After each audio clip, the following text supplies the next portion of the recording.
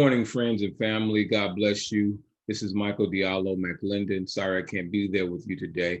I do hope that you all have a wonderful event. I want to thank Pastor Darrell Howard for giving me this opportunity to say a few words. I do ask that all of you be safe while you're there, but definitely maximize the opportunity to be with great people, to gain great information, and hopefully some employment from some of those business opportunities, if not employment, entrepreneurial activity. Uh, Hopefully something will come of it that will be a blessing to you and whoever you network with. I just wanted to share a few words and then leave you with the spoken word piece. Behind me, I have a picture of myself with a group of people during a summer program in 1991 at the University of Mississippi. There's young African American students from across the nation, and we were just trying to, in the summer, be better and enrich ourselves. But it reminds me of the time when I was a student at Tougaloo College in Mississippi. And it's been 30 years ago since I entered the gates of Tougaloo College as a freshman in 1988.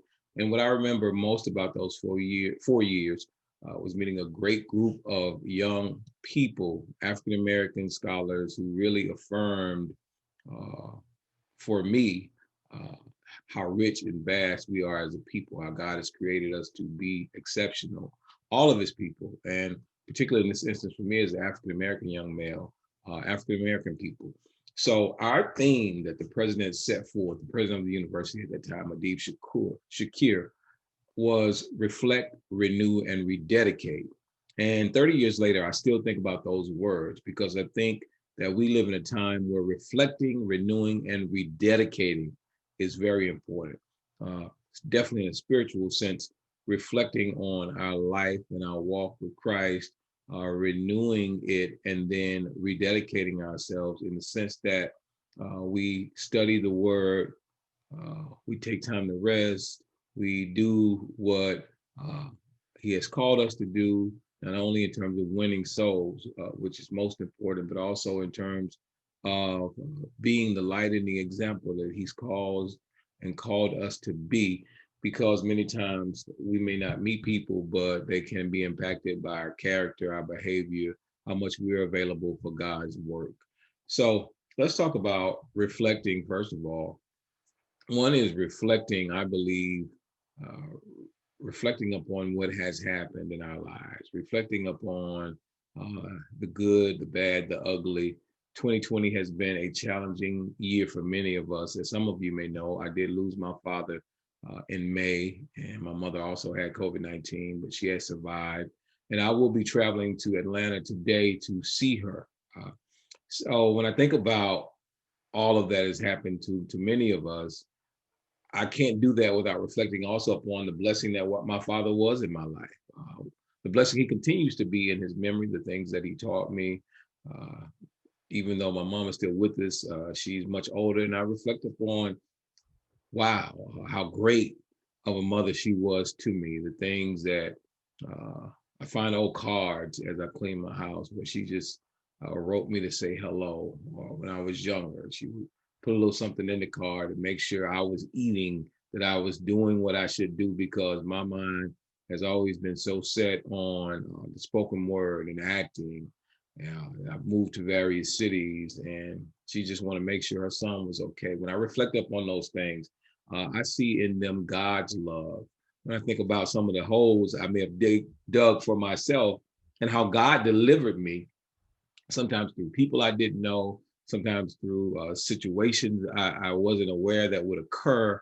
Uh, I, I sit in a seat of gratitude because were it not for God's grace and God's love, I wouldn't be here today. So when I reflect on God and what all that He's done in my life, uh, I become grateful, and I understand that it's a bigger plan. It's not about me. It's about fulfilling His will. But not only should we reflect, we should renew. How do we renew? I think we renew in many ways. One of those is being quiet. I really think that we're in a season of renewal. COVID-19, or at least this season, is a time when we are hopefully spending more quality time with our families and our loved ones. And if we're single and we're at home alone, hopefully we're spending more time with God, and we're also reflecting upon the quality of our relationships, reflecting upon our purpose.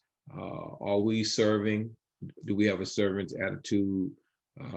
Have I been missing the mark because of how I've been treating people and prioritizing what I see as my purpose above treating people right or honoring God's word? We have to renew by spending time in prayer. We renew by spending time with family and people that love us and affirm us. We renew in many ways by getting rest. And that's part of what this season can be for us, because many of us have never spent this amount of time at home. Many of us have never spent this amount of time doing some things that we love because we've been chasing sometimes idols, sometimes things that we want to be, or things we want to have. And so this is a time of renewing. And so I thank God that we have this opportunity to renew. So we reflect, we renew, and we rededicate. Because we won't be in this situation forever, even in all of its goodness and all of its challenges. We must rededicate ourselves even now to making sure that we are maximizing the moment. And maximizing the moment doesn't necessarily mean doing a whole lot of things. But what it does mean is if I've been reflecting and renewing, then I am in a better position to understand what I should be doing at this moment. And for instance, making this video and sharing whatever it is God would have me to share with you this morning. So rededication means making sure that whatever it is that my purpose is, whatever my gifts are, that not only am I flowing in them, but they're being used for their highest purpose, and that I'm available. One of my pastor friends, when I was teaching at Talladega College in Alabama, said the best ability is availability. If we're available for what God is doing, available to be used, we can't be in a healthy relationship if we're never available for that relationship. And that includes our relationship with God. So let's reflect, think on those things which are pure and right. Let's renew. Let's get some rest. Let's rejuvenate. Let's drink some water as opposed to a lot of soft drinks and things of that nature. Let's rededicate. No matter what has happened in our lives, we are still here for a reason. God has given us breath in our bodies, and that means that there is purpose for our lives. And as we discover what that is through our reflecting and renewing, let's walk in it. In spite of the tears that may fall sometimes, in spite of the conflict that falls sometimes, let's be our best to be a reflection of God's love as well as his wisdom.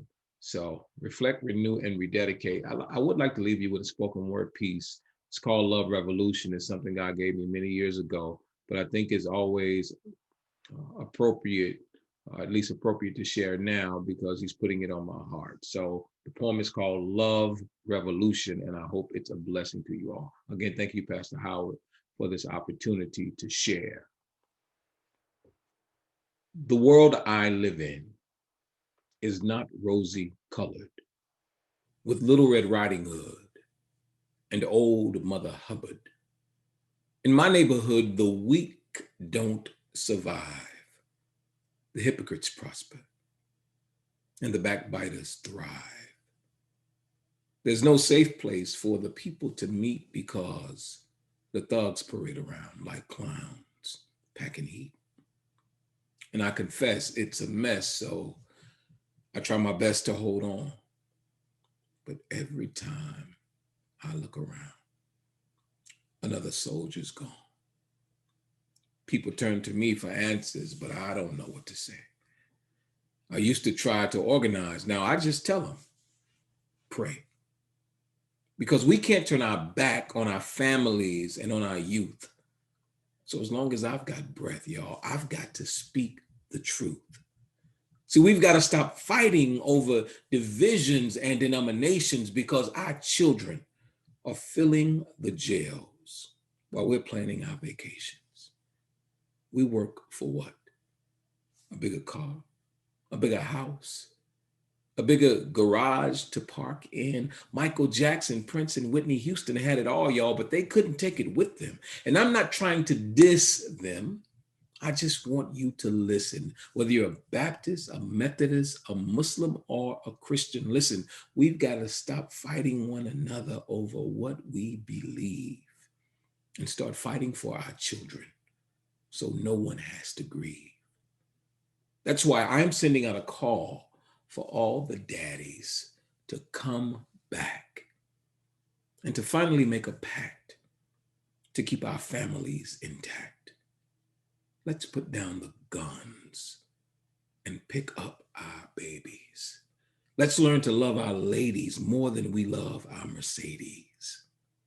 Young brothers, no more excuses. Instead of throwing gang signs, y'all, let's throw up deuces.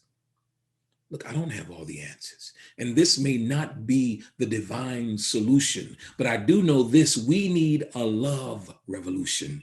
We need a love revolution to end this confusion, a new infusion of the old Constitution. Maybe I'm wrong, but doesn't the Bible say if your brother needs your coat, you should give it away?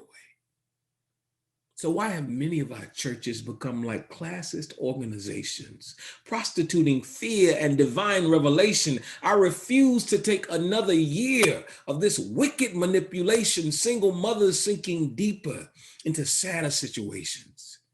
See, I remember deacons from the Alabama crew, some from Mississippi and some from Tennessee too. They pull you to the side because they cared about you. If you were missing for a while, they'd come and see about you. Whether you paid tithes or not, they took the time to love you. Now, if you're not a tithing member, sorry, we can't help you. Since when do real men pimp their sisters to win a pocket of paper or a night of sin? Listen, it's time for the mighty men to say no to sin, look death in the eye, and do battle until we win the respect of our God, our family, and our friends. Till then, I have been deputized to wage war with my pen. This is a love revolution, and I'm taking you in.